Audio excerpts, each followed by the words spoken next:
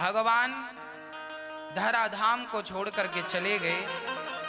तब विदुर जी मैत्री जी के पास गए, प्रभु मेरे लिए क्या उपदेश किया है बताइए। तब विदुर जी ने मैत्री जी से कहा, सुखाय कर्माणि करोति लोको न तैः सुखम वान्य दुपार वंबा विंदेत भूयस्तत एव दुखम यदत्र युक्तम भगवान वदेन्नः। सारी दुनिया सुख के लिए प्रयास करती है पर दुख ही मिलता है। कारण क्या है? कारण यह है कि हम सुख की कामना करते हैं जबकि सुख है ही नहीं। सबसे बड़ा सुख क्या है? भगवान का चिंतन। इसलिए आप सारी इच्छाएं त्याग कर मन को संसार से हटाकर भगवान में लगाओ, यही सबसे बड़ा सुख है। मन भगवान में नहीं लग रहा, यही सबसे बड़ा दुख है। सुनो, भगवान नारायण की नाभि से कमल उत्पन्न होता है। उस कमल में ब्रह्मा जी प्रकट होते हैं। ब्रह्मा जी ने चारों दिशाओं को देखा तो चार मुख हो गए। ब्रह्मा जी ने सृष्टि की। ब्रह्मा जी जब मनु और शत्रुपा को आपने प्रकट किया, ब्रह्मा जी के दाहिने अंग से मनु और वाम भाग से शत्रुपा का जन्म हुआ। कहा ब्रह्मा जी ने, बेटा सृष्टि करो। सृष्टि करें कैसे? पृथ्वी को हिरण्याक्ष ने पाताल में छिपा रखा है। 12 भगवान ने प्रकट होकर हिरण्याक्ष का वध किया। बोलिए 12 भगवान की जय। उसके बाद मनु और शत्रुपा से सृष्टि हुई। मनु शत्रुपा की 5 संतानें हुई, 3 बेटियां और 2 बेटे। आकुति, देवहूति, प्रसूति 3 बेटियां, प्रियव्रत और उत्तानपाद नाम के 2 बेटे। मैया जी, हो मेरी माँ, हो गई पंचायत।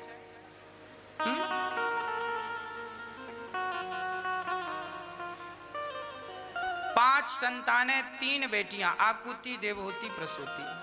आकुति का विवाह रुचि प्रजापति से संपन्न हुआ। रुचि प्रजापति के घर यज्ञ भगवान प्रकट भये। जो हम लोग यज्ञ करते हैं ना, यज्ञ भगवान प्रकट हो गए। आप लोग भी अपने घर में यज्ञ किया करो। यज्ञ मतलब आप लोग भी सुबह, खासकर पुरुषों को, यदि पुरुष बैठा है तो पत्नी अपने पुरुष का हाथ पकड़कर आहुतियां डाल सकती है। डायरेक्ट स्त्रियों को आहुतियां नहीं डालना चाहिए। ना तो अकेला पुरुष आहुतियां डालने का अधिकारी होता है, बात समझो। ना तो पुरुष अकेला आहुतियां डाल सकता है, ना तो स्त्री अकेली आहुति डाल सकती है। यज्ञ का नियम होता है पति पत्नी जोड़े से ही आहुतियां डालेंगे। भगवान श्री राम ने जब यज्ञ किया था तो सीता उस समय वनवास में थी, तब राम को यज्ञ नहीं करने दिया गया। आपकी तो पत्नी नहीं है, पत्नी को बिठाओ। तब समाधान निकाला, सोने की सीता बनाई। और आज हमारे भारत में किसी चीज का कोई विचार नहीं करता। हमारी माताओं को रोका जाए कि तुम आहुतियां ना देना, बुरा मान जाती, हमें रोका। अरे मेरी मां, तुम्हें रोका नहीं गया, तुम जोड़े से आओ। शादी के बाद स्त्री को, पुरुष को अर्धांग कहा जाता है। ये मेरी अर्धांगिनी है, बोलते हैं ना। पत्नी को क्या बोलते हैं? शादी के बाद पुरुष आधा होता है और शादी के बाद स्त्री भी आधी होती है। जब तक तुम दोनों नहीं मिलोगे पति पत्नी, तब तक पूरे माने ही नहीं जाओगे। जब पूरे नहीं हो तो यज्ञ कैसे करोगे? बताओ, कैसे यज्ञ करोगे? आधा यज्ञ, शरीर का आधा हिस्सा यज्ञ करेगा क्या? और यज्ञ तो पूर्णमदः पूर्णमिदं पूर्णात् पूर्णमुदच्यते, वो तो पूर्ण है ना। उस पूर्ण परमात्मा को प्राप्त करना है तो पहले तुम भी तो पूर्ण बनो। इसीलिए पति और पत्नी गांठ जोड़कर बैठो और फिर पति आहुतियां डाल रहा है, तुम उसका हाथ पकड़ो। ये विधान है। पति घी की आहुति डाले तो पत्नी जवे की और तिल इत्यादि की आहुति डाल सकती है ना, ये डाल सकती है। नहीं तो हाथ पति का पकड़ के बैठो, यही आपका यज्ञ है। पर आपको लगता है हम ही आऊ, पति तुम पीछे हटो, हम डालेंगे स्वाहा स्वाहा स्वाहा, हमें पुण्य मिल जाए, तुम चूल्हे में जाओ।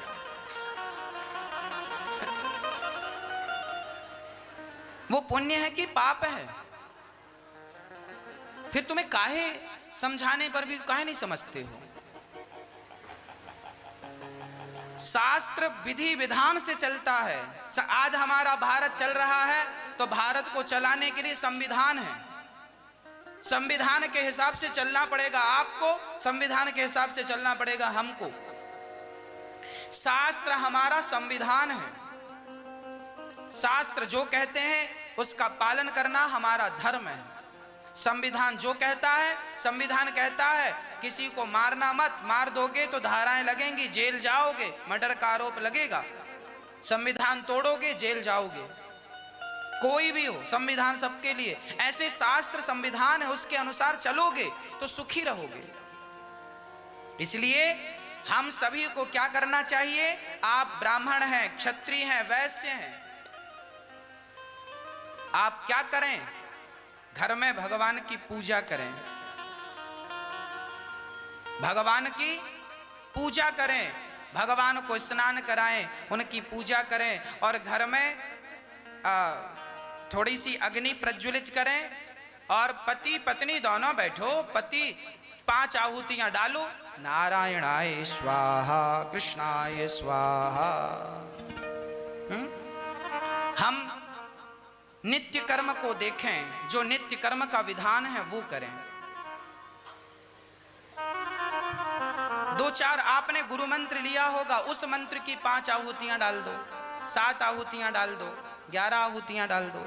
यदि आहुतियां नहीं डाल सकते कोई बात नहीं, नाम जपो, इतना बहुत है। तुम यज्ञ नहीं कर सकते कोई बात नहीं, नाम जपो, राम राम राम, हरे कृष्ण कृष्ण कृष्ण हरे हरे, हरे राम राम राम हरे। श्रीमन नारायण नारायण जपो, श्री कृष्ण गोविंद हरे मुरारी जपो। यह यज्ञ के समान ही फल देने वाला है सब। कीर्तन करना और यज्ञ करना एक ही बात है।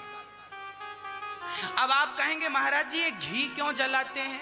अरे भाई, हमारे यहाँ यज्ञ करने का विधान है, घी से हवन डालो, आहुति डालो। अब आप कहेंगे महाराज जी घी गरीब को खिलाना चाहिए कि आग में डालना चाहिए? अरे भाई, साइंस पढ़े हो ना, तो तुमने अधूरी साइंस पढ़ी है, पूरी पढ़ते तो ऐसी बातें ना करते। अब साइंस समझने वालों को हम जरा समझा दें। साइंस के स्टूडेंट बैठे हैं तो सुने, साइंस को थोड़ा भी जानते हैं तो सुने। आप लोगों को लगता है कि ये हवन कर रहे हैं, आहुतियां डाल रहे हैं, घी व्यर्थ जा रहा, व्यर्थ नहीं जाता। सुनो साइंस क्या कहता है इसके बारे में। साइंस कहता है कि गाय का 1 तोला घी, 1 तोला मतलब 10 ग्राम, गाय का 1 तोला घी जब जलता है तो 1 तोला घी से 1 टन ऑक्सीजन प्रकट होती है। ऐसा हम नहीं कहते, साइंस कहता है।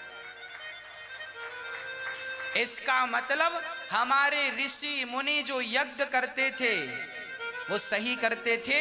प्रकृति का संतुलन आज बिगड़ गया क्योंकि अब यज्ञ नहीं होते। आप लोगों ने भी आजकल तेल का दिया जलाना शुरू कर दिया है। आपके घर में दिया बत्ती होती है शाम को, काहे का तेल जलाते हो? क्या जलाते हो बताओ? क्या क्या जलाते हो? मीठा तेल जलाते हो, सरसों जलाते हो, फिर क्या जलाते हो? मैया, आज 80% लोग दिया तेल का जलाते हैं, 20% आज भी समझदार हैं। घी दिया जलाने, तेल का दिया तो कोई अर्थ ही नहीं है। तेल तो व्यर्थ में तुम फूक रहे हो। सारा भारत आज 135 करोड़ लोग हैं। यदि हर घर में शुद्ध देसी घी एक तो समस्या ये है देसी घी भी तो शुद्ध नहीं, इसलिए गैया पालो, इसलिए गैया पालो, कुत्ता मत पालो।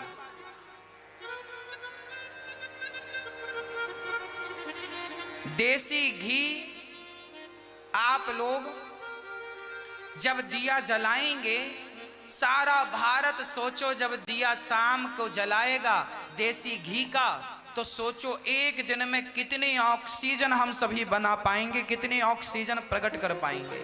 हमारे बड़े बुजुर्ग जो विधान बनाए हैं शास्त्रों ने, कोई गलत नहीं है। अब आपने गलत ढंग से सुना पढ़ा, हम क्या करें। दिया बत्ती करना अच्छी बात है, आरती करो घी से, दिया जलाओ घी का, तेल का तो जलाओ ही मत। भगवान कृष्ण घी खाते थे कि तेल, तो दिया तेल का क्यों, घी का क्यों नहीं। इतने गरीब हो गए कि तुम्हारे घर में घी भी नहीं है दिया जलाने को। क्यों इतने गरीब हो गए। इतने गरीब इसलिए हो गए कि कुत्ता पालने का कल्चर तो चालू हो गया, पर गाय पालने का कल्चर खत्म हो गया, इसलिए सब गरीब हो। इतने गरीब हो कि आज लोगों के पास दिया जलाने को घी नहीं है। ऐसा भारत नहीं था, यहां घी की नदियां बहती थी, लोग घी पीते थे।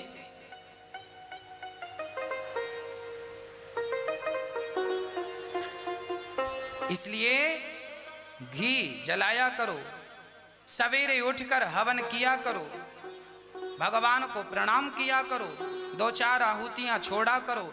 और शास्त्र जिन चीजों को मना करते हैं, जिन चीजों की परमिशन देते हैं, वो सबके हित के लिए है। उसे गलत अर्थ से ये ना सोचा करो कि हमें अधिकार नहीं है, नहीं तो कई बार माताएं नाराज हो जाती, हमें तो अधिकार नहीं दिया आपने। सबको अधिकार समान रूप से है, किसी के साथ शास्त्रों ने भेदभाव नहीं किया। आपके समझने में सुनने में गलती हुई है। पुरुष को भी अकेले हवन नहीं करना है, स्त्री को भी नहीं करना, दोनों जोड़े से करो। हाँ अच्छा, यज्ञ के बाद क्या होती है, दक्षिणा। यज्ञ नारायण भगवान का विवाह किससे हुआ, दक्षिणा से। दक्षिणा कौन है, दक्षिणा साक्षात माता लक्ष्मी है। यज्ञ नारायण साक्षात नारायण है और उनकी पत्नी लक्ष्मी क्या बनकर आई, दक्षिणा। इसलिए जब कोई भी अनुष्ठान आप कराते हैं यज्ञ इत्यादि, तो दक्षिणा देते हैं, क्योंकि यज्ञ की पत्नी दक्षिणा ही है। भगवान अपनी पत्नी का वर्ण करते हैं। इसलिए आप लोग ये जो वृद्ध माताओं के लिए दान करते हैं, सहयोग करते हैं, ये जो आप देते हैं, ये कौन है, आप लक्ष्मी माता का दान करते हैं। किसके लिए, नारायण के लिए। आप लक्ष्मी को नारायण से मिलाते हैं। इससे क्या होता है, माता लक्ष्मी प्रसन्न होती हैं। और आप ये देखो, ये 100 का नोट है। जब हम इसे शराब के दुकान में ले, भैया जरा एक बोतल देना, तो ये लक्ष्मी से आपने शराब खरीदी, तो ये लक्ष्मी माता का सदुपयोग है या दुरुपयोग है, बोलो। जब आपने इससे गांजा खरीदा, चरस खरीदी, अफीम खरीदी, तो इसका लक्ष्मी ये माता है, इसका सदुपयोग हुआ कि दुरुपयोग। जब आप कोई वैश्या नाच रही है और आपने उसके ऊपर ये रुपया लुटाया, तो ये उसका सदुपयोग किया कि दुरुपयोग किया। ये लक्ष्मी माता है, तुम्हारी माँ है, इससे सब काम होता है। इसलिए इसका अनादर ना करना। यदि इसका अनादर करोगे, ये माँ लक्ष्मी रूठ जाएगी और फिर कल को तुम्हें 1-1 रुपए के लिए मोहताज कर देगी। इसलिए लक्ष्मी तब प्रसन्न होती है जब नारायण से जुड़ती है। और नारायण कौन है, भागवत जी नारायण स्वरूप हैं। सेवा से अपने धन को जोड़ो, माँओं की सेवा से, गौ माता की सेवा से, वृद्ध माताओं की सेवा से अपने धन को जोड़ो। यही धन जब धर्म से जुड़ता है, तो धर्म कौन है, रामो विग्रहवान धर्म। धर्म का अवतार राम धर्म है, कृष्ण धर्म है, नारायण धर्म है। तो लक्ष्मी को इसलिए कहता हूं, अपने धन को धर्म से जोड़ा करो। दान किया, इसलिए दान की विधा हमारे भारत में है। दान करने से लक्ष्मी माता प्रसन्न होती है। और आप लोग धन का दुरुपयोग करते हैं। रूठ जाएगी ये, कल को मोहताज कर देगी, रोते रहना, 1 रुपया ना होगा। आज भी लोग बहुत परेशान हैं, पैसा नहीं है, पैसा नहीं है। क्यों नहीं है? जब था तुमने किसी को भोजन तक नहीं कराया, किसी को गिलास भर पानी नहीं पिलाया, कभी रुपया भर दान नहीं किया। अब काहे रोते हो पैसा नहीं है, पैसा नहीं? था तो क्या किया? अब नहीं है। इसलिए कहता हूं, समय आए तो समय का सदुपयोग कर लेना। धन है तो उसका दुरुपयोग नहीं करना चाहिए। अभी मैं एक घटना सुन रहा था। एक बहुत बड़े आदमी थे। ये कहानी वैसे टाटा बिरला की नहीं है, पर टाटा बिरला के जैसे एक बहुत धनी व्यक्ति थे, उनका नाम मुझे याद नहीं है, तो मैं टाटा बिरला का नाम लेके आपको समझा रहा हूं। एक बार टाटा अपने नौकर को डांट रहे थे। ये कहानी टाटा की नहीं है, पर टाटा जैसे धनी व्यक्ति की है। मैं समझाने के लिए नाम ले रहा हूं। एक बार टाटा अपने नौकर को डांट रहे थे। क्यों? गलती क्या थी?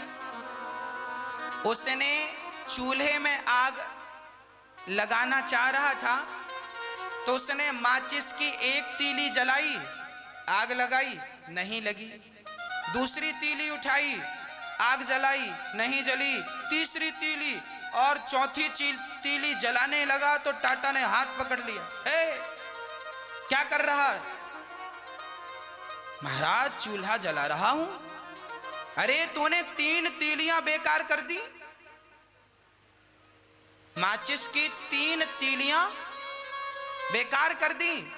पगले, एक तीली से तेरी आग जल जाती, और तेरी लापरवाही के कारण ठीक जगह पे ना लगाने से देख 3 तीलियां बेकार हो। जा, नौकरी से निकालता हूं तुझे, जा।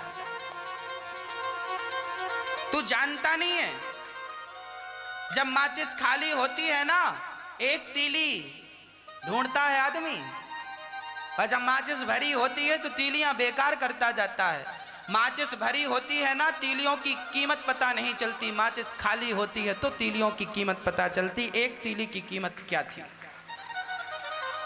एक तीली ना हो तो उसके कारण घर में चूल्हा नहीं जलता, लोग भूखे रह जाते हैं। तो आपके पास बहुत पैसा है, इसका अर्थ ये नहीं है कि आप उस पैसे का दुरुपयोग करें।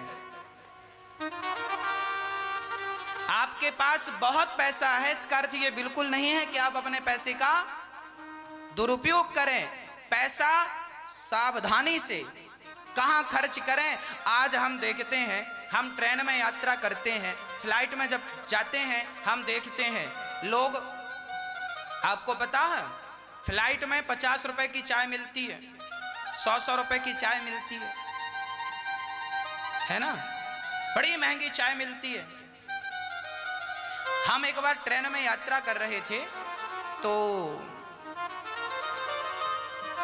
हमने देखा हमारे बाजू में कोई बहन जी बैठी थी। उनका एक नन्हा सा बच्चा था, अच्छा था। बैठे थे वो लोग, निकल रहे थे, समोसा ले लो, उसने समोसा ले लिया। आलू बंडा ले लो, आलू बंडा ले लिया। आइसक्रीम ले लो, आइसक्रीम ले ली। टॉफी ले लो, टॉफी ले लिया। पानी ले लो, पानी। मैं देख रहा था, जो भी आए सब लेती जाए वो सब लेती जाए, और उसका बच्चा खाए कुछ ना वो खाए, रखा। एक समोसा लिया, एक खाया, एक निवाला खाया, पूरा समोसा पड़ा है। पकौड़े लिए, एक खाया, पूरा पकौड़ा पड़ा है। फिर क्या किया, मैं देख रहा था अब ये करेगी क्या। सारा उसने बांधा और शटर उठाई, खिड़की से फेंक दिया। आपके पास पैसा है, अच्छी बात है, पर पैसा इसलिए नहीं है कि व्यर्थ में उसे आप फेंक दो, है ना? जितना जरूरत है उतना तो खाओ, जितना जरूरत है उतना तो लो, अधिक क्या है। फ्लाइट में हम देखते हैं 1 घंटे की यात्रा होती है, अधिक से अधिक 2 घंटे की यात्रा होती है फ्लाइट की। उसमें भी एक आदमी था, पोहा ले आओ, चाय ले आओ। अरे पगले, कभी पोहा नहीं खाया? अभी उतरेगी फ्लाइट तो 20 रुपए का मिलेगा, यहां 100 रुपए का मिल रहा है, खा लेना। चाय अभी 5 रुपए की मिलेगी, यहां 100 की मिल रही, थोड़ा सब्र रख, 2 घंटे, काहे मारा जा रहा है?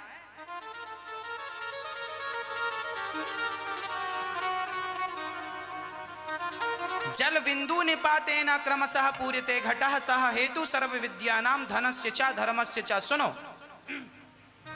एक एक बूंद का संग्रह करने से घड़ा भर जाता है, एक एक अक्षर पढ़ने से लोग विद्वान हो जाते हैं, और थोड़ा थोड़ा पैसा बचाने से लोग धनवान हो जाते हैं। ये शास्त्रों की बातें हैं, वचन है,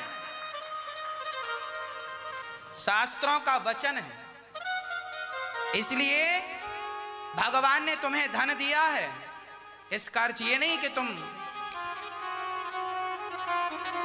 उसका दुरुपयोग करो। गांव में कहावत कहते हैं, तेली के तेल होता है तो पहाड़ में नहीं पोतता।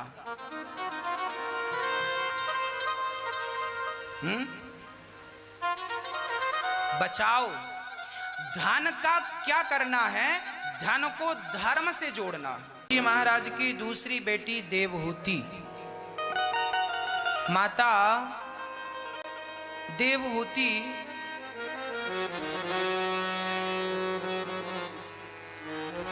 अद्भुत प्रसंग है। माता देवहूति का विवाह करदम ऋषि से हुआ। करदम जी की 9 बेटियां हुई और 10वें कपिल भगवान हुए। आज माता देवहूति अपने पुत्र कपिल भगवान से कहती हैं कि पुत्र, मेरा मन बिल्कुल भी शांत नहीं है, स्थिर नहीं है, क्या करूं कि मेरा मन शांत हो जाए? निर्विण्णाम नितराम भूमन सदिन्द्रिय तर्षणात् येन संभाव्यमानेन प्रपन्नान्धं तमः प्रभु। सारी समस्या माता देवहूति ने कह दी, मेरा मन वश में नहीं है। माता देवहूति जैसी पवित्र स्त्रियों का कपिल भगवान साक्षात नारायण के अवतार हैं। भगवान की मां कह रही हैं कि मेरा मन वश में नहीं, परेशान करता है। अच्छा, ये मन की समस्या सबको ही है ना? मन की बीमारी सबको है, सबका ही मन परेशान करता है। कुछ लोग कहते हैं हमारा तो मन नहीं लगता। मन ना लगे तो भी भगवान का नाम जपो, क्योंकि नाम जपने के लिए मुख की जरूरत है, मन की नहीं। मन आज नहीं लग रहा है, कल नहीं लगेगा, 1 साल तक नहीं लगेगा, पर आप नाम जपते रहो, भगवान का चिंतन करते रहो, कथा सुनते रहो। कथा सुनते सुनते ऐसा मन लगेगा कि फिर हटेगा नहीं। एक मैया हमसे बोली, गुरुजी पहले हम कथा सुनते ही नहीं थे, और जब से आपकी वाणी सुनना शुरू किए तो अब तो हम दिन भर कथा ही सुनते हैं। रात को सोते हैं तो मोबाइल चालू कर लेते हैं कथा, और सुनते सुनते सो जाते हैं। जागते हैं फिर कथा सुनने लगते हैं। अर्थात कथामय जीवन हो गया। ये दवाई ऐसी ही है, एक बार कोई ग्रहण कर ले, एक बार कोई सुन ले, फिर हटाकर देखो मन हटेगा ही नहीं। इसका अर्थ ये है अब आपका मन ठीक ठीक रहने लगा है, अब आपके मन को शांति मिलने लगी है। अच्छा, मन को शांत करने के लिए क्या करना चाहिए? मन को शांत करने के लिए कीर्तन और कथा। कथा कभी ना छोड़ो, समय मिले तो कीर्तन करने लग जाओ। श्री कृष्ण गोविंद हरे मुरारी, श्रीमन नारायण चरणों शरणम प्रपद्ये, श्री कृष्ण शरणम मम, है ना? ऐसा नाम जपने लग जाओ। श्री कृष्ण शरणम मम, श्री कृष्ण शरणम मम, श्री कृष्ण शरणम मम। श्री सीताराम, श्री सीताराम, श्री सीताराम, श्री सीताराम, श्री सीताराम, सीताराम सीताराम। रघुपति राघव राजा राम, पतित पावन सीताराम। रघुपति राघव राजा राम, पतित पावन सीताराम। ऐसे हमें नाम जपना चाहिए भगवान का। क्या होगा इससे? अपने आप मन की मलिनता मिट जाएगी। और क्या उपाय है?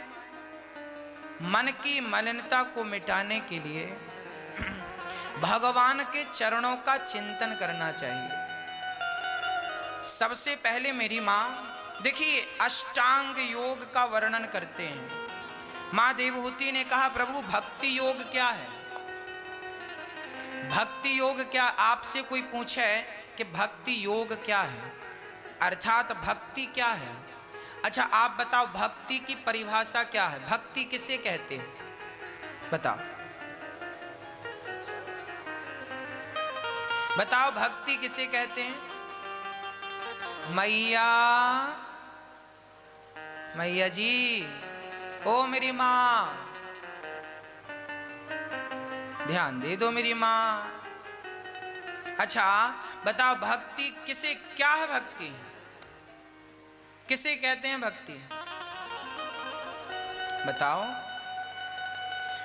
भज सेवायाम धातु से भक्ति बनती है। भक्ति का तात्पर्य है सेवा, सेवा ही भक्ति है। श्रवण ने माता पिता की सेवा की। भक्ति क्या है? भक्ति, भक्ति का तात्पर्य है सेवा। सेवा करो माता पिता की, यही भक्ति है। सेवा करो पति की, यही भक्ति है। सेवा करो अतिथि की, यही भक्ति है। सेवा करो जरूरतमंदों की, यही भक्ति है। भगवान की सेवा। भाई मैं धनवान नहीं हूं, पर भगवान के लिए रोज मैं तुलसी तोड़कर लाता हूं। एक आदमी था वृंदावन में, बड़ा गरीब था। वो रोज भगवान के मंदिर जाए, कहे प्रभु कोई सेवा दे दो, कोई सेवा दे दो, कोई। तो अचानक पुजारी जी के मुंह से निकल गया, ए यहां आओ, कल से तुम रोज ठाकुर जी के लिए तुलसी तोड़कर लाना। वो नाचने लगा। तुलसी रोज तोड़ता और रोज देता। अरे तुलसी की सेवा करना ही मतलब भगवान के भक्तों से, भगवान की या भगवान के भक्तों की सेवा। जहां सेवा से आप जुड़ गए मतलब भक्ति से जुड़ गए, यही भक्ति है। भगवान के लिए तुलसी तोड़ना, पुष्प तोड़ना। हम जगन्नाथ जी गए तो वहां बगीचे में कुछ माताएं बैठी थी और जगन्नाथ भगवान के लिए पुष्प का हार बना रही थी। क्या बना रही हो मैया? हार बना रहे हैं। किसके लिए? जगन्नाथ जी के लिए। ये जो सेवा है यही तो भक्ति है। भगवान के लिए कपड़े बना रहे हैं, भगवान के लिए जल ला रहे हैं, भगवान के लिए पुष्प तोड़। जो काम भगवान के लिए होता है, रोटियां बना रहे हो अपने बच्चों के लिए, पर भाव ये बन जाए कि रोटी भगवान के लिए बना रहे हैं तो रोटी बनाना भी भक्ति बन जाएगा, झाड़ू लगाना भी भक्ति बन जाएगा। यदि वो भगवान से जुड़ गई कि भगवान के लिए झाड़ू लगा रहे हैं, भगवान के लिए स्नान कर रहे हैं। लो, स्नान करना भक्ति है। शबरी झाड़ू लगाती है और किसके लिए लगाती है? राम आएंगे, कहीं कांटे ना चुभ जाएं, रास्ता साफ कर लूं, तो उसका झाड़ू लगाना भी भक्ति बन गया। जटायु का रावण से युद्ध करना भी भक्ति बन गया, क्योंकि वो युद्ध माता सीता के लिए था। हाँ, तो झगड़ा भगवान के लिए होए तो वो भी भक्ति है। मतलब जहां से भगवान जुड़ जाते हैं वो भक्ति होती है। इसलिए सेवा ही भक्ति है। तुलसी की सेवा, पुष्पों की सेवा, दर्शन की सेवा। हमने आपको एक दिन बताया ना कि यहां पर बद्रीनाथ जी के ऊपर हिमालय की चोटियों में बर्फ में एक महात्मा जी रहते हैं आज भी। वो 1 घंटा गंगा मैया के पास आकर मात्र रोने की साधना करते हैं। 1 घंटा माता गंगा के पास खड़े होकर रोज गंगा मैया के पास खड़े होकर रोते हैं। उनकी रोने की सेवा है, रोने की साधना है। सेवा, यही सेवा है। चैतन्य महाप्रभु का नाम सुना होगा। चैतन्य महाप्रभु शराबियों के बीच में जा करते थे और शराबियों के बीच में जा करके शराबियों के पांव पकड़ पकड़ के कहा करते थे, हरि बोल, हरि बोल। एक बार बोलो हरे कृष्ण कृष्ण कृष्ण। शराबी लोग शराब पीते और शराब का कुल्ला चैतन्य महाप्रभु पे कर देते। किसी ने कहा चैतन्य महाप्रभु साक्षात भगवान थे, भगवान कृष्ण के अवतार थे, इस कलिकाल में आए। उनसे किसी चेले ने कहा, गुरुजी आपके ऊपर ये कुल्ला कर देते हैं शराब का, हमें अच्छा नहीं लगता, और आप ऐसा क्यों करते हैं, शराबियों के बीच में क्यों जाते हैं? तब कहा, बेटा तुम नहीं जानते, ये संसार के पतित प्राणी हैं, एक बार इनके मुख से हरे कृष्ण निकल जाएगा तो मुझे पता है एक बार के नाम से इनका उद्धार हो जाएगा, इनका मोक्ष हो जाएगा, इनके मोक्ष से ही मेरा मोक्ष है। अर्थात नास्तिक को आस्तिक बनाने की सेवा। मैं भागवत सुना रहा हूं, ये क्या कर रहा हूं? मैं भी सेवा कर रहा हूं। आपके हृदय का जितना अज्ञान था, जितना कचरा था, उसको निकाल कर प्रेम का, भक्ति का केवल दिया ही तो जला रहा हूं। यही तो सेवा है। भगवान ने मुझे भेजा है, जाओ लोगों के भीतर प्रेम का, भक्ति का दिया जलाओ, ये सेवा ही तो कर रहा हूं। तो सेवा, आप कहीं भी रहें, किसी भी प्रकार से रहें, ईमानदारी से सेवा करते रहें। आप बिजनेसमैन हैं, बिजनेस कीजिए ईमानदारी से, सेवा कीजिए इस भाव से, ये भगवान का है और मैं भगवान का काम कर रहा हूं। दुकानदार हो, दुकान भगवान की है, मैं दुकान चला रहा हूं, भगवान की सेवा हो रही है, बस बात खत्म। इस पैसे से जो भी होगा वो ठाकुर जी की सेवा में। आज हम रोटी बना रहे हैं, आज हमने 2 रुपए कमाए और 2 रुपए कमा करके हमने रोटी बनाई, आटा खरीदा, रोटी बनाई और भगवान को भोग लगा के प्रसाद पाएंगे तो सब भक्ति हो गया। ये भक्ति है, ये भक्ति योग है। अब चलते हैं उपासना, अष्टांग योग। योग क्या है? यम, नियम, आसन, प्राणायाम, प्रत्याहार, ध्यान, धारणा, समाधि, ये अष्टांग योग हैं। 8 प्रकार के योग। यम, नियम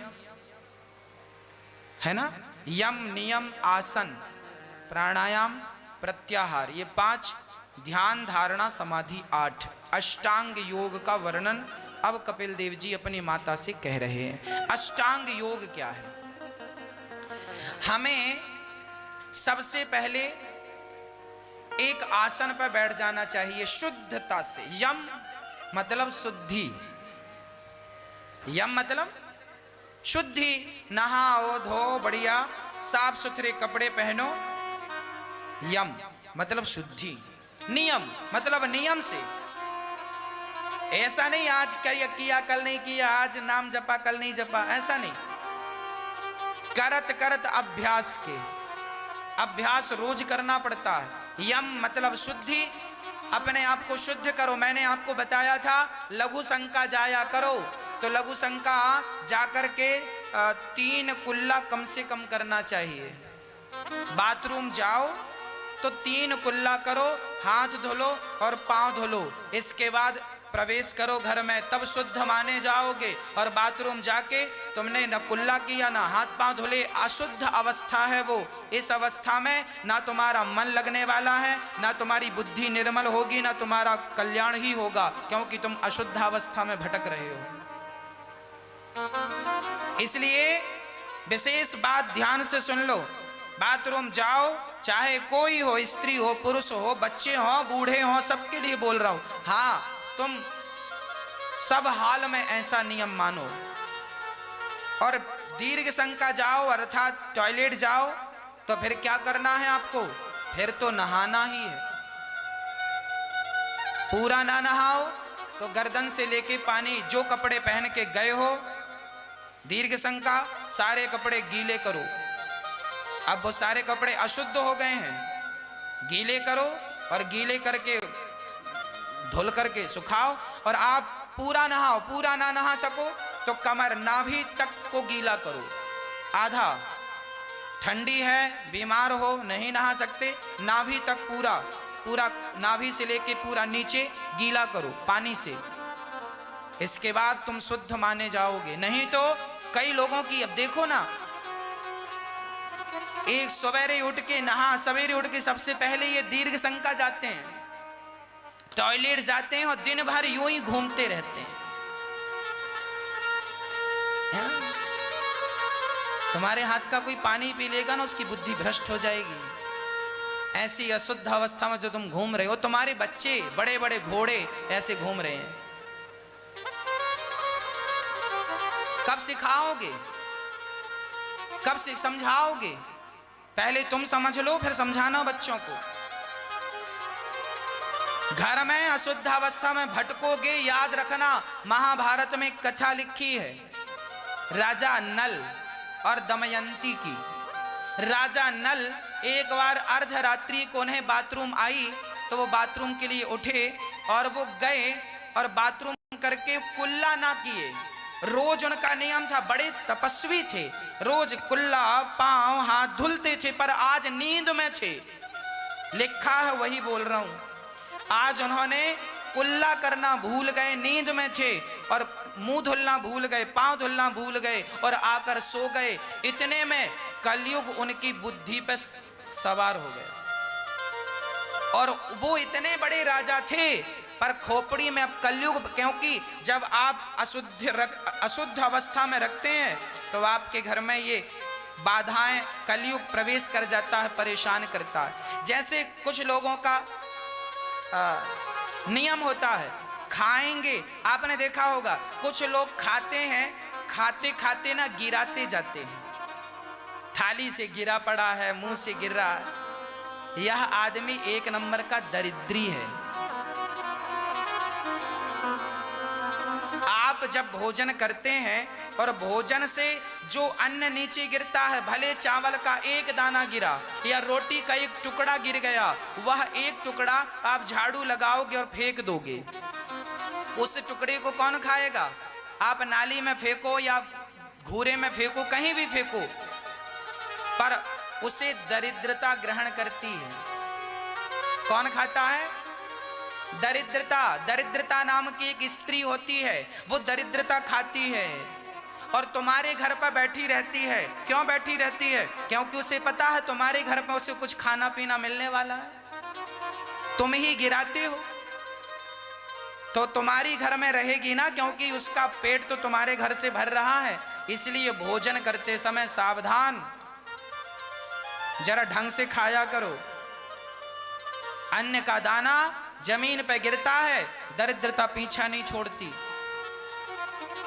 और भी बहुत सारी चीजें होती हैं, आपको पाप ताप संताप प्राप्त होता रहता है। अशुद्ध अवस्था में राजा नल, दमयंती, इन पे कलयुग सवार हुआ। परिणाम ये हुआ, राजा नल राजा थे और जब कलयुग खोपड़ी पे बैठा तो जानते हो क्या हुआ? उनके शरीर पे एक कपड़ा नहीं बचा कि शरीर को ढक लें, कमर को ढक लें, ऐसी स्थिति आकर खड़ी हो गई। एक राजा ऐसा बिकली पथ हुआ, ऐसा परेशान हुआ कि उसके पास लपेटने को एक कपड़े की व्यवस्था भी। इसका अर्थ क्या है? शुद्धि बिगड़ेगी तो बुद्धि बिगड़ेगी ही बिगड़ेगी। इसलिए आजकल के बच्चों की बुद्धि क्यों बिगड़ गई? क्योंकि शुद्धि में नहाते ही नहीं है 4-4 दिन। अब इनकी बुद्धि नहीं बिगड़ेगी तो क्या बिगड़ेगा? इसलिए मेरी मां सावधान, यम शुद्धि नियम, आसन पर बैठो और प्रेम पूर्वक अपने नाक को जरा रिलैक्स होकर बैठ जाओ, पालथी मार के।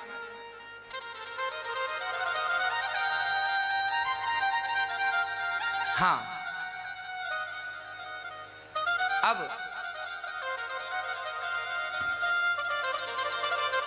अपने आसन में बैठ के सबसे पहले लंबी लंबी श्वास लेना चाहिए। ऐसे गहरी श्वास लो, पूरक, रेचक, कुंभक। एक नाक को एक तरफ से दबाकर सबसे पहले बाईं को दबाओ और दाहिनी नाक से श्वास भरो, भर के उसे रोको और रोक करके दूसरी नाक पकड़ के उससे छोड़ दो। इसको करने से क्या होगा, बिना प्राणायाम के आपका मन वश में नहीं हो सकता। इसलिए पहला यम नियम, ये नियम। अब क्या करना है, अब अपनी दोनों आंखों से अपने नाक के अग्रभाग को देखो, इसको देखो, देखो जरा मैया, हाँ उंगली ना लगाओ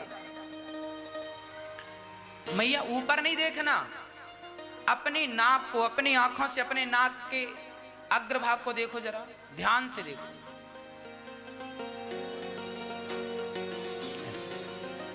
जब आप अपने नाक से, अपनी आंख से अपने नाक के अग्रभाग को देखेंगे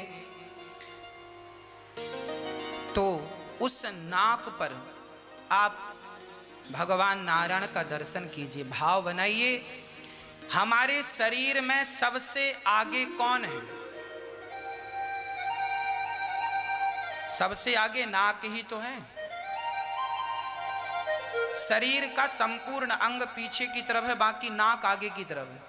इसलिए अग्रभाग नाक है, तो अपने नाक में ही ये भाव बनाओ कि नारायण के चरण हैं और हम अपनी नासिका में भगवान नारायण के चरणों का दर्शन कर रहे हैं। ऐसा भाव बनाओ। ये घर पे आज बैठ के अभ्यास करना, अपने नाक के अग्रभाग को देखना और अग्रभाग में भगवान नारायण का पावन सा दर्शन करना। उसके बाद आपके स्वास्थ्य के लिए योग किया करो। उसके बाद बड़े प्रेम से भगवान का ध्यान करो।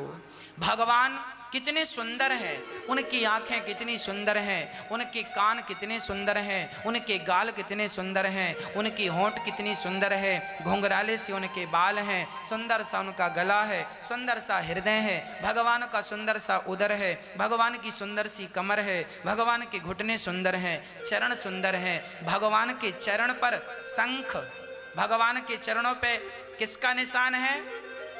वज्र का, अंकुश का, ध्वजा का और कमल का निशान है। भगवान के चरणों का दर्शन कीजिए। ऐसा भाव बनाइए कि भगवान के चरणों में आप वज्र का दर्शन कर रहे हैं। वज्र का दर्शन क्यों? क्योंकि जैसे वज्र ने, इंद्र के वज्र ने बड़े बड़े दैत्यों का नाश कर दिया, हमारे भीतर भी जो दुर्वासनाएं दैत्य बनकर हमें परेशान करती हैं, हे प्रभु आपके चरणों का वज्र मेरे अंदर की दुर्वासनाओं को समाप्त करे। इसलिए भगवान के चरणों में वज्र का ध्यान करो। भगवान के चरणों में देखिए, ये चरण है ठाकुर जी के, इनके चरणों में सब कुछ है। शंख है, चक्र है, कमल है, ध्वजा है ना। अंकुश, जैसे हाथी जब उन्मत्त हो जाता है तो हाथी को वश में करने के लिए क्या प्रयोग किया जाता है? अंकुश।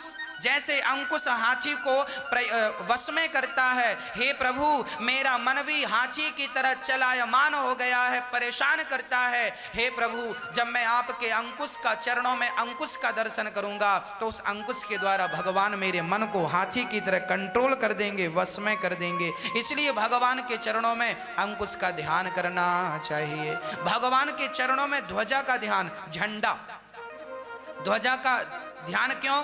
क्योंकि ध्वजा, हम जब छत पे अपने घर पे ध्वजा बांधते हैं, आप लोग भी अपने घरों में ध्वजा बांधिए। एक ध्वज आपके घर में होना चाहिए, ध्वजा जरूर होना चाहिए। जैसे ध्वजा सदा लहराती रहती है और विजय का प्रतीक ध्वजा है, उसी प्रकार जब भगवान के चरणों में आप ध्वजा का दर्शन करेंगे तो आपकी भी विजय पताका सदा लहराती रहेगी, सदा लहराती रहेगी। इसलिए आपकी सदा विजय होगी। इसलिए भगवान के चरणों में ध्वजा का दर्शन कीजिए। फिर भगवान के चरणों में कमल का दर्शन, कमल का पुष्प। कमल सारी सृष्टि को करने वाले ब्रह्मा जी कमल पर बैठे हैं और भगवान कमल को पकड़े हैं। मानव सृष्टि को पकड़े कौन है? भगवान पकड़े हैं। ऐसे भगवान का पावन दर्शन कीजिए। मतलब जैसे कमल को भगवान ने पकड़े हैं और कमल पर ब्रह्मा जी, और ब्रह्मा जी संसार बनाते हैं, हम भी भगवान के गोद में है और भगवान हमें पकड़ रखे हैं। इसलिए भगवान के चरणों का सुंदर सा ध्यान कीजिए, भगवान के चरणों में डूब जाइए। भगवान के चरणों का ध्यान करना ही ध्यान है और भगवान का स्मरण आ जाना, भगवान में डूब जाना ही धारणा है और भगवान में खो जाना ही सदा सदा के लिए समाधि है। यही ध्यान धारणा समाधि है। यम नियम आसन प्राणायाम प्रत्याहार ध्यान धारणा समाधि, यही अष्टांग योग माँ देवहूति को भगवान कपिल ने जब समझाया, इस दिव्य ज्ञान से माता देवहूति सिद्धा नाम की नदी बन गई। कपिल देव जी ने आचमन किया और सीधे गंगा सागर चले गए। बोलिए कपिल देव भगवान की जय। मन जब तक भगवत चिंतन नहीं होगा तब तक वश में होने वाला नहीं। मन बड़ा पापी है, मन बड़ा पापी है। भगवान के चरणों से जोड़कर इसे पुण्यात्मा बना दो। उपजताए होत क्या जब चिड़िया चुग गई खेत। इसलिए कहता हूं अभी से भगवान का ध्यान कर लेना।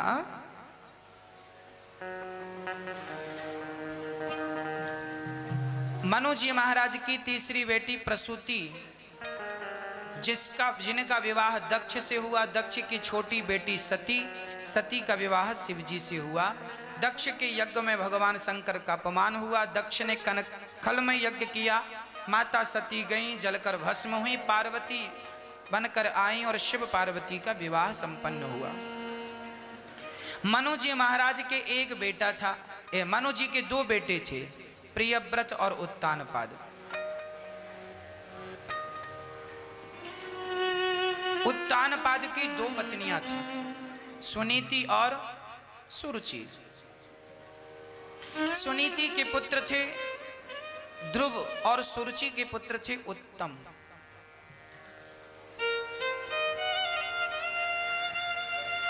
सुनीति अपने बच्चे को बहुत संस्कार देती। एक दिन ध्रुव जी अपने पिता से मिलने गए और उनकी गोद में उनका भाई, सौतेला भाई बैठा था। तो ध्रुव जी सहज में पिता की गोद में बैठने गए तो पास में खड़ी सुरुचि मां ने हाथ पकड़कर नीचे गिरा दिया। पुत्र, तुम इस गोद में बैठने के अधिकारी नहीं हो, जाओ, निकल जाओ यहां से। माँ, मैं क्यों नहीं बैठ सकता माँ? क्योंकि तूने मेरे गर्भ से जन्म नहीं लिया, तू अभागिन का बेटा है, जा। ध्रुव जी महाराज रोते हुए, बड़ा कष्ट है, याद रखना सबसे बड़ा कष्ट है अपमान का। अपमान जब होता है बड़ा दुख होता है। ध्रुव जी गए, माँ देखो मेरा अपमान कर दिया। माँ समझा रही है, बेटा यूं छोटी छोटी बातों का बुरा ना माना करो। तेरी माँ ने गलत नहीं कहा, सत्यम सुरुच्याभीतम भवान में यद दुर्भ चाहिए ऐसे। और ये जो बीच की उंगली है बड़ी, जिसे मध्यमा कहते हैं, ये बीच की, इससे माला खिसकाना चाहिए। राम राम राम राम राम राम राम, ये सही। मैया बीच की उंगली से खिसकाना है, अंगूठे से, हाँ ऐसे बीच की उंगली से खिसकाओ। मैया यहां देखो हमारी तरफ, ओ मेरी मां पीछे देख रही है, यहां ऐसे। ये बीच की, ये अंगूठा और ये छोटी उंगली के बगल में जो उंगली है ना, इसे अनामिका कहते हैं। अनामिका को अंगूठा से जोड़ दीजिए और बीच की उंगली से खिसकाना शुरू। ये दोनों बाहर रहेंगे, ये ऐसे। राम राम राम राम राम राम राम। माला 108 मोती का होता है, इसे सुमरणी बोलते हैं, है ना। इसमें 27 मोती हैं, 27 चौके 108। 4 बार करेंगे तो एक माला पूरी हो जाएगी, है ना। तो ये ऐसे माला जपते हैं। कुछ लोग ऐसे जपते रहे, राम राम ऐसे, कुछ लोग ऐसे से जपते हैं। जब विधान तुम्हारे गुरुजी हैं और गुरुजी ने बताया है तो सही करो, गलत क्यों? जब करना ही है सही। दाल बनानी है तो बढ़िया से बनाओ, बेस्वाद बना के क्या करोगे? जो करना बढ़िया से करो। जो नियम है उस पे पूर्व दिशा की ओर मुख करके बैठना, और या पूर्व या उत्तर की दिशा पे मुंह करके आंख बंद, माला को हृदय से लगाकर यूं हृदय से लगाकर माला को छिपाकर जपा। जो बड़ी माला होती है ना, गौमुखी होती है, गौमुखी से ऐसे ढक लेना चाहिए माला को, और ऐसे अपने अंदर जो आपका गुरु मंत्र गुरुजी ने दिया है उस मंत्र का जाप करती रहो। रात को सोने के पहले अपने बिस्तर पे आसन बिछा लिया करो, अपनी एक आसन अपनी रखा करो जिस पर सब ना बैठे, कोई पांव ना रखे। आप वो आसन कहीं भी बिछा के बैठ सकते हैं। उस आसन को सोने के पहले बिस्तर पे रखा करो, और बिस्तर पे बैठ के अपनी बिस्तर पे बैठ के आसन पे और एक माला वहां जप लिया करो।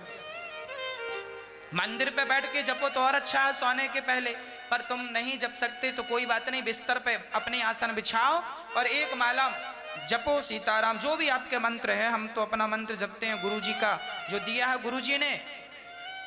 अष्टाक्षर मंत्र हमारा है, अष्टाक्षर 8 अक्षर हैं हमारी परंपरा में अष्टाक्षर मंत्र दिया जाता है ना, श्री रामानुजाचार्य परंपरा, श्री परंपरा। तो माला जप लो एक, और फिर माला को ऐसे प्रणाम, ये माला को प्रणाम करना चाहिए, माला का सम्मान व्यवस्थित रख दो, भगवान का चिंतन करते करते सो जाओ, है ना। ऐसी तो करना। ध्रुव जी महाराज को विधि विधान दे करके नारद जी भेजते हैं, और जब विधि विधान से जाप किया गया तो 6 महीने में ध्रुव जी के सामने भगवान आकर खड़े हो गए। पुत्र बोल क्या चाहता है? ध्रुव जी ने भगवान से कहा, योऽन्तः प्रविश्य मम वाचमिमां प्रसुप्ताम् संजीवयत्यखिल शक्तिधरः स्वधाम्ना अन्यस्तहस्तचरणश्रवणत्वगादि प्राणान्नमो भगवते पुरुषाय तुभ्यम्। ध्रुव जी महाराज